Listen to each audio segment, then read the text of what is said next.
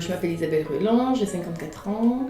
Et avant de reprendre Malangocha, je dirigeais une société, enfin une filiale au sein d'un groupe. Et donc j'ai repris Malangocha en mars 2014, donc il y a juste 2 ans, après un parcours d'environ 2 ans pour trouver une entreprise à reprendre en fait. Voilà. Malangocha, donc au départ, c'est une agence de communication événementielle par le jeu.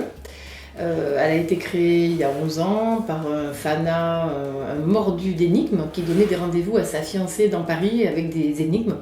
Et elle lui répondait aussi par des énigmes, et donc voilà. Et c'est comme ça que le concept de Malangocha est né, donc avec un produit très connu maintenant qui sont les chasses au trésor.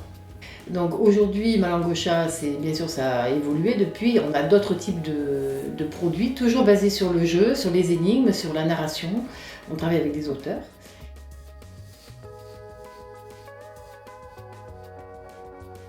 PIE m'a accompagnée surtout pour enclencher la recherche de financement. Et puis aussi, ce que j'ai beaucoup apprécié, c'est au-delà de la rapidité d'Anaïs, effectivement, c'est l'enthousiasme. Quand je suis passée en commission, donc avec des chefs d'entreprise, donc qui n'étaient pas des banquiers. Et ce qui m'a fait vraiment plaisir, c'est l'enthousiasme que j'ai rencontré. Voilà, toutes les personnes que j'ai vues à ce moment-là m'ont dit « mais foncez, c'est génial, allez-y ».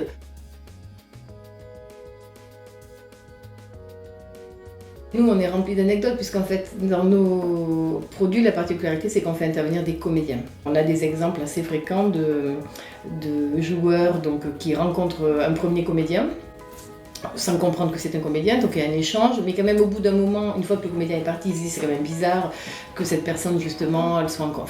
et ils se disent mais c'est pas possible, c'est un comédien, enfin voilà.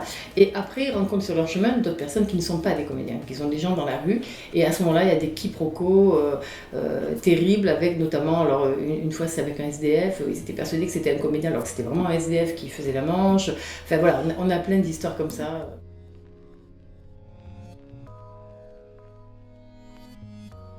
Nous, vraiment, ce qu'on souhaite faire, c'est continuer à être très créatif, puisque notre particularité, c'est vraiment d'inventer des mécaniques du jeu, de savoir gérer les flux aussi, les flux de personnes et de joueurs importants.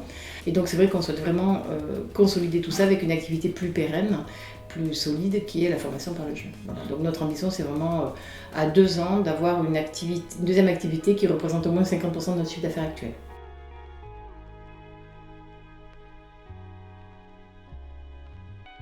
Au-delà de tout ce qu'on apprend quand on fait de la reprise d'entreprise, parce que généralement on fait une formation, on est entouré par des personnes très techniques, hein, mais à un moment donné, parfois de savoir dire ok, bon j'ai bien compris, mais moi je sens ça.